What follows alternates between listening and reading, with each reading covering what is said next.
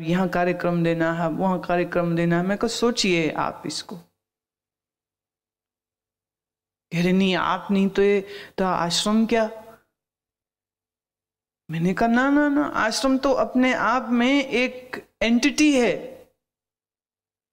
और उस एंटिटी को सेल्फ सफिशिएंट ही होना चाहिए। और अगर तुम ये सोचते हो कि हम आश्रम चला रहे हैं तो इस गलतफहमी को तुम्हें हटाना होगा, हम नहीं चला रहे। जब हमने बनाया नहीं तो हम चलाएंगे कैसे।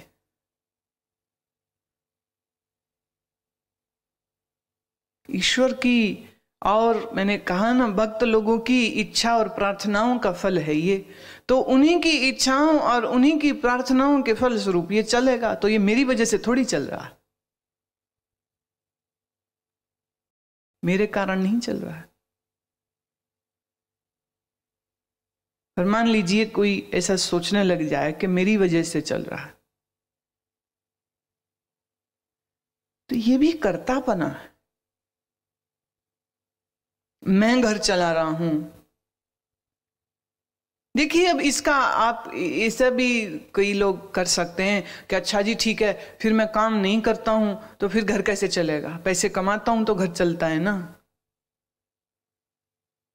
तो उसके लिए भगवान ने पहले ही कह दिया कि जो शास्त्र ने आज्ञा दी है उन कर्मों को करे, पर कर्ता भाव के बिना करे।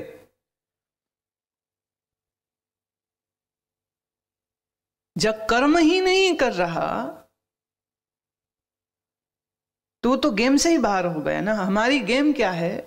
भगवान कह रहे हैं गेम ये है कि तुम कर्म करो, पर कर्म करके कर्तापने के भाव से मुक्त रहो, और जो भी उस कर्म का फल हो उससे भी आसक्ति ना हो, और तुम्हारा फल में या कर्म में राग या द्वेष भी ना हो। देखिए बड़ी डिफिकल्ट बात है ये, आसान नहीं, इसको समझिएगा। आदमी की मैं उछल उछल के आ जाती, चीज खराब बन जाए ना कभी कभी घर में या कहीं पर भी, तो वो किसने बनाई? मम्मी ने हाथ डाल दिया था, मैं तो अच्छी भली बना रही थी, ये आके बीच में करछी चला गए थे, इन्होंने पता नहीं क्या कर दिया। खराब बन जाए तो सब जिम्मेदारी हटा लेते हैं, और ठीक बन जाए तो मैंने ही तो बताई थी रेसिपी, मैंने ही तो खीर चढ़ाई थी। तीसरा कहेगा ले बादाम तो मैंने लगाए थे ऊपर। चौथा कहेगा तो चीनी अगर मैं नहीं डालती तो फीकी बनती ना। तुम्हारे खीर बादाम क्या करते लोग जब मिठाई ना हो खीर में। तो बात छोटी सी है पर इस उदाहरण को समझिए। जहां कुछ कार्य अच्छा हो जाए हर आदमी उस पर मैं किया मैं किया मैं किया इसकी छाप लगाना चाहता है, और अगर कुछ खराब हो जाए तो फिर उसका पूरा आरोप दूसरों पर लगा देना चाहता है। इनकी वजह से गलती हुई, मेरी वजह से नहीं हुई। इन्होंने गलत कर दिया, मैं होता ना तो बिल्कुल ठीक होता। ऑफिस में, घर में, के आश्रम में कर्तापने के भाव से तुम जहां भी काम करोगे वहां वहां तुम्हारे सर पर मुसीबतें फूटेंगी। एक आदमी कहता लो एक तो काम करो ऊपर से ये इनाम मिलता है, मैं काम ही नहीं करता आज से, भाग गया खेल से, खेल से वो आउट हो गया। देखिए खेल के नियम समझ लीजिए, कर्म विहीन कोई रह नहीं सकता। ये बात तो इंपॉर्टेंट है और इसमें कोई ऑप्शन नहीं है। As long as you are alive you have to do work, you can not sit idle. तो कर्म तो करना पड़ेगा। तो भगवान कह रहे हैं पहली बात तो ये, कर्म कौन से करिए जिसकी अनुमति शास्त्र गुरुजन देते हों। फिर कर्म करो पर कर्म में कर्तापने का भाव ना हो। फिर कर्म के फल की इच्छा में आसक्ति भी ना रखो, और करो भी बिना राग द्वेष के। अब अगर ये सब तुमने कर लिया तो तुम्हारे कर्म सात्विक कहे जाएंगे। अब पूछो अपने आप से, क्या तुम सात्विक कर्म करते हो? देखिए आप 100 में 99 दफे लोगों से नाराज इसीलिए रहते हो, मैंने इसके लिए ये किया, इसने मेरे लिए क्या किया, मैंने इसके लिए ये किया, इसने मेरे लिए क्या किया। मैं किया करता, इसने मुझे क्या दिया, फल की इच्छा।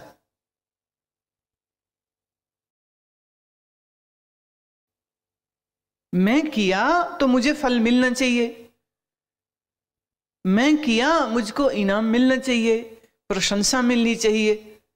अगर प्रशंसा नहीं मिले तो मैं नहीं करता काम, आज से मैं नहीं काम करता आपका।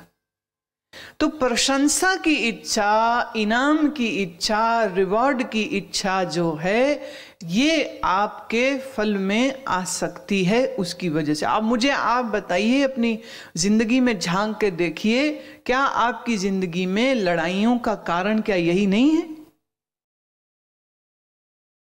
सास बहू को यही कहती है, पति पत्नी को यही कहते हैं, पत्नी पति को यही बोलती है, माँ बाप बच्चे को यही कहते हैं, बच्चे माँ बाप को ये कहते, हमने तुम्हारे लिए ये किया, तुमने मेरे लिए क्या किया। आप भगवान कह रहे हैं यही दुख का कारण भी होता है, तुम्हारा कर्तापना ही तुम्हारे दुख का कारण है। कर्ता ना हो, फल की इच्छा ना हो, राग द्वेष भी ना हो। जैसे कोई काम मान लीजिए रोज आप ही करते थे, फिर कोई दूसरा बंदा आया, वो कहता अच्छा अब ये काम जो है वो मैं करूंगा, और आपको बात ये अच्छी नहीं लग रही, ये करेगा, क्यों करेगा, मैं करूंगा, तू नहीं करेगा। अब क्या है, काम में राग हो गया, और जो तुमसे काम ले रहा है उससे द्वेष हो गया।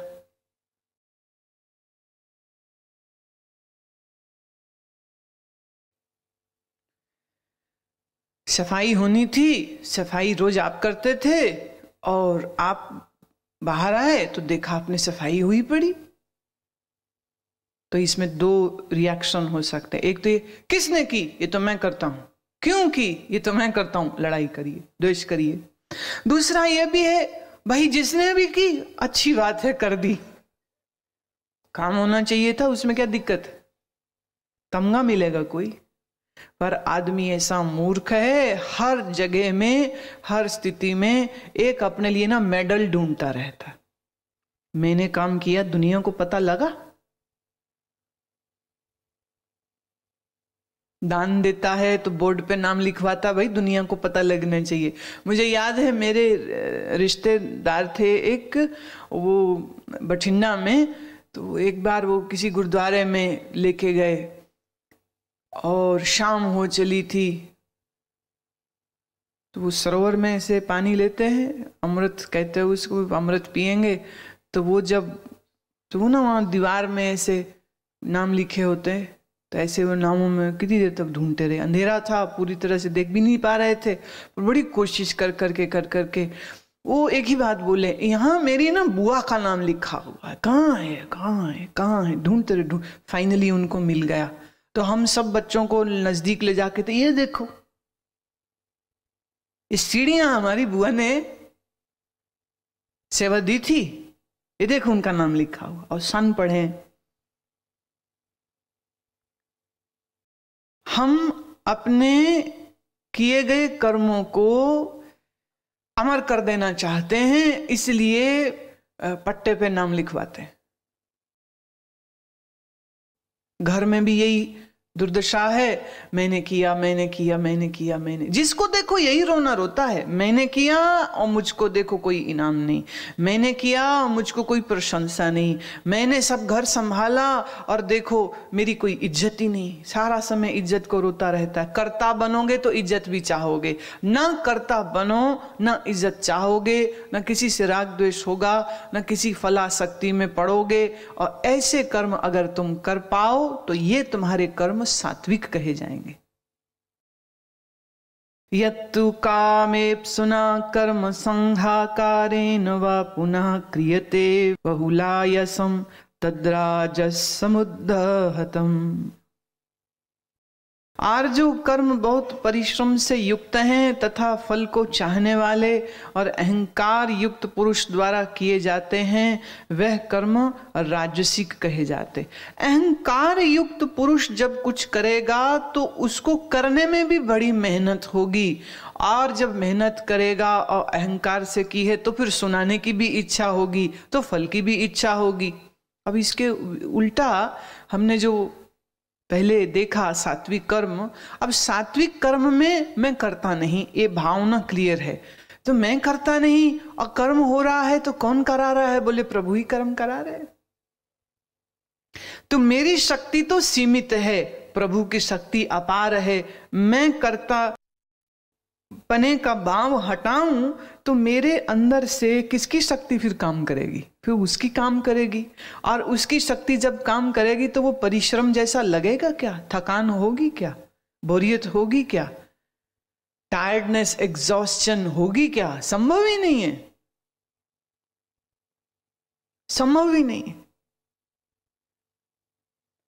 मैं करता हूं, ये अपने आप में बहुत बड़ा बोझ है। इतने बड़े बोझ के साथ कुछ भी करने लगेगा तो पीड़ा ही सहेगा। मैं करता नहीं हूं, मैंने अपने कर्ता भाव को जहां छोड़ा और मैं बन गया साधन ईश्वर का, तो ईश्वरीय शक्ति मेरे द्वारा जो कराना चाहे सो कराए, जैसा कराना चाहे तैसा कराए, और हमें तो कोई बोझा भी नहीं, हमारे पे कोई मेहनत भी नहीं, हमारे ऊपर कोई परिश्रम भी नहीं। और अगर नतीजा अच्छा ना निकले तो बोले राम जी की मर्जी, अच्छा निकल जाए बोले राम जी की मर्जी।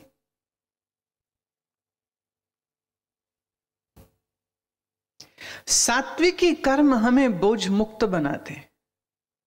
बोझ सिर्फ एक ही बात का होता है, वो है अहंकार का, और कोई बोझ नहीं है। काम करना बोझिल नहीं होता, पर जब आप मैं भाव से कर्म करते हो बड़ी मुसीबत लगती। जैसे मैंने सुना एक कहानी कि एक बुढ़िया के पास एक मुर्गा था और वो रोज सुबह सुबह बांग दे, और उसकी बांग सुन के पूरा गांव जगता था। ऐसा बुढ़िया सोचती थी, मेरा मुर्गा बांग देता है तो गांव वाले जगते हैं। एक दिन बुढ़िया नाराज हो गई किसी बात पे इतनी जोर से कि वो गांव छोड़ के चली गई, अपना मुर्गा भी साथ ले गई, और जाते जाते कहती है अब देखूंगी जब मेरा मुर्गा नहीं होगा, जब वो बांग नहीं देगा तो सोते ही रह जाओगे तुम, कभी उठ ही ना पाओगे तुम। बुढ़िया दूसरे गांव में चली गई, वहां पे अपना झोंपड़ा बना लिया और दिली दिल में बड़ी खुश होती, अंधेरे में पड़े रहते होंगे। मेरा मुर्गा बांग देता था तो सूर्य आता था, अब मेरा मुर्गा बांग नहीं देता तो वहां सूर्य थोड़ी चढ़ता होगा, सोते ही रह जाते होंगे, उन्हें पता ही ना चलता होगा कि सुबह हो भी गई।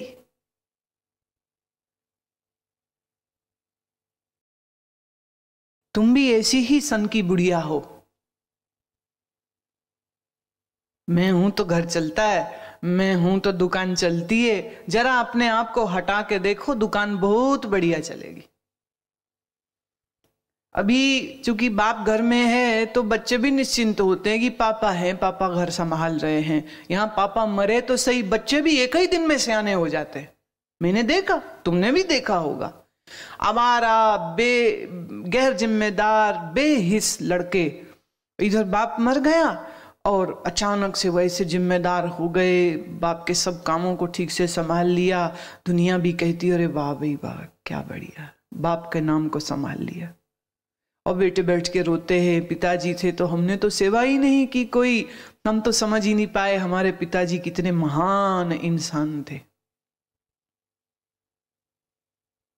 और जब तक पिताजी थे बच्चों पे भी चिल्लाते रहते थे, काम नहीं करते, काम नहीं करते, काम नहीं करते, काम नहीं करते।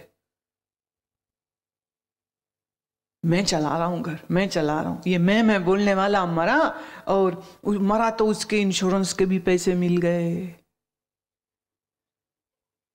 तो इंश्योरेंस के पैसे से कार भी ले ली, और कुछ प्रोविडेंट फंड के जब पैसे मिले तो लड़के को, छोटे लड़के को कुछ काम करना था तो प्रोविडेंट फंड का पैसा मिल गया, और कुछ उसने जो बैंकों में एफडीआं रखी हुई थी पत्नी और परिवार से बचा बचा के चोरी चोरी, तो वो भी सब जब कागज मिले तो पत्नी भी करोड़पति हो गई। अब ये तो नहीं कह सकते हैं कि अच्छा हुआ वो मर गया, पर दिल ही दिल में हमारे लिए ना जाते जाते कितना कुछ कर गए। ये पप्पू के पापा कितने अच्छे थे, हमें पता ही नहीं था। हमारे लिए वो इतनी चिंता करते थे, हमारे लिए वो इतना सोचते थे, तो रोज उनकी फोटो पे एक नया हार टांग देते हैं, अगरबत्ती भी जला देते हैं, श्राद्ध में खूब मालपुए ब्राह्मणों को भी खिला देते।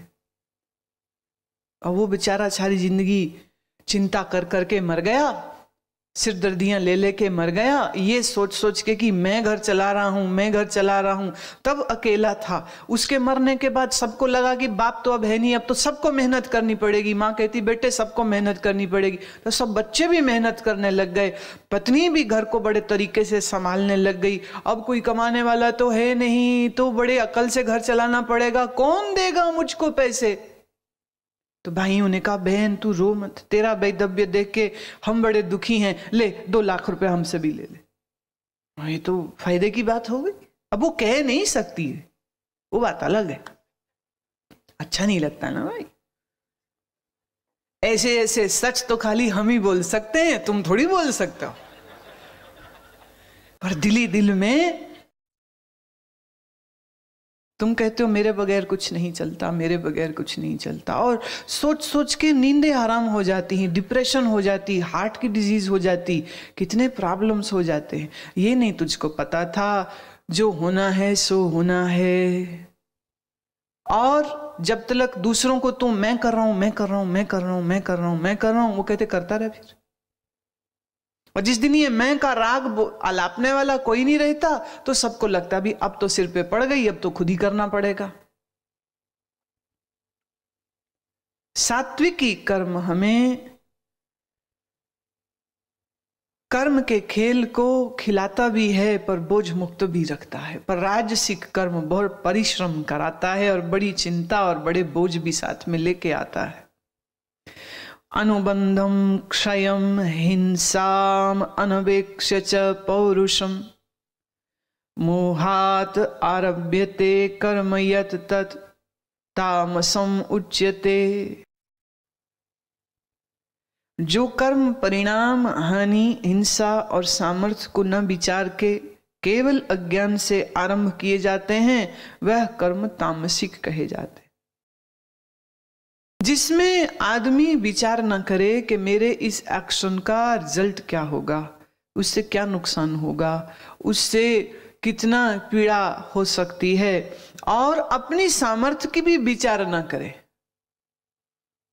अपनी सामर्थ्य की भी विचार न करे और बस कर्म कर दे, ऐसे कर्मों को तामसिक कर्म कहते। देखिए जो जेलों में अपराधी बंद हैं, उनसे पूछिए भाई तूने क्या किया, बोले बस वो छोटी सी बात ऐसे ऐसे हुई और मुझे गुस्सा आ गया और मैंने पत्नी के सिर पे दे कुहाड़ा मारा। मैं मारना नहीं चाहता था, पर कत्ल हो जाते हैं, गोली चल जाती है, एक दूसरे के सिर फोड़ देते हैं।